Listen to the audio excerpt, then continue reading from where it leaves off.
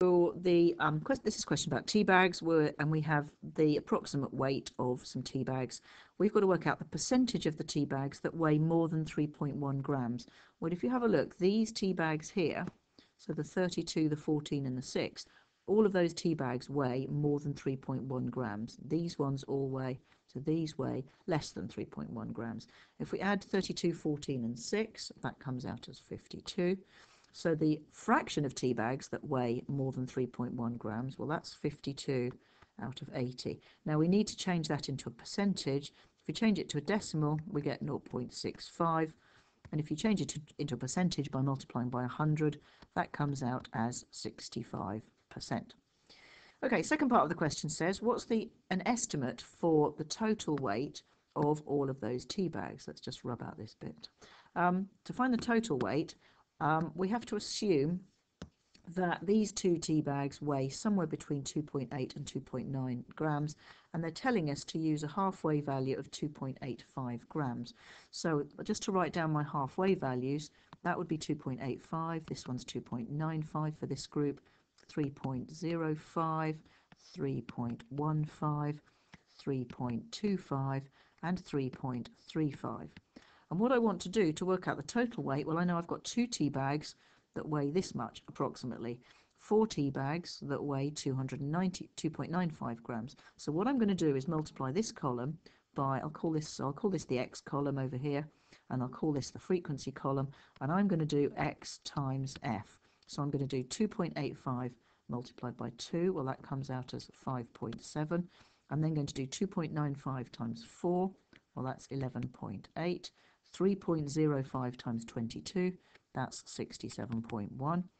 3.15 times 32, that's 100.8.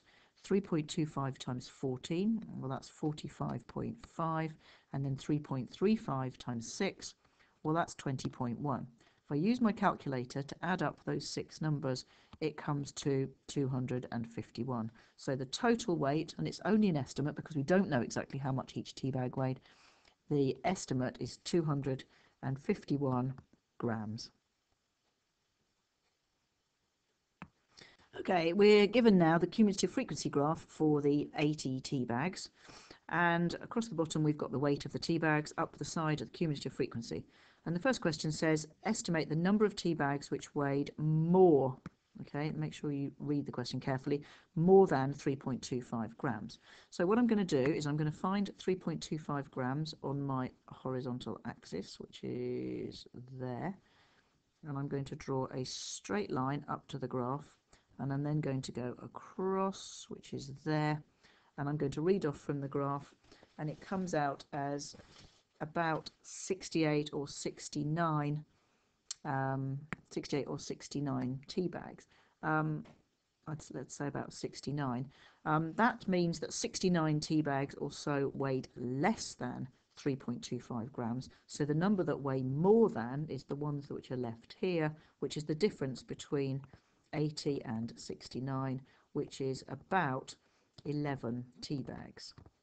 Okay, now it depends on what you get. You might have had 68, in which case it's 12, or you might have 70, in which case it would be 10, but somewhere between 10 and 12 tea bags.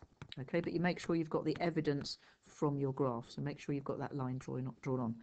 The next bit said, find an estimate for the interquartile range. Now, to find the interquartile range, remember what we need to do is use the graph. So we first of all, to find the lower quartile, we are going to look at a quarter of the way up the vertical axis. Right, a quarter of 80 is 20. So for the lower quartile, I'm going to go across here, down to my graph, read off, and that comes to about, I made it on my accurate graph, about 3.07. So 3.07 grams. That's for my lower quartile. For my upper quartile, I'm going to do 3/4 of 80. Well, 3/4 of 80 is 60, so I'm going to go across at 60 until I hit my line, and then I'm going to go down, and I'm going to read that off, and that comes out as about 3.2 grams. Okay, so there's 3.2 grams, and that is my upper quartile.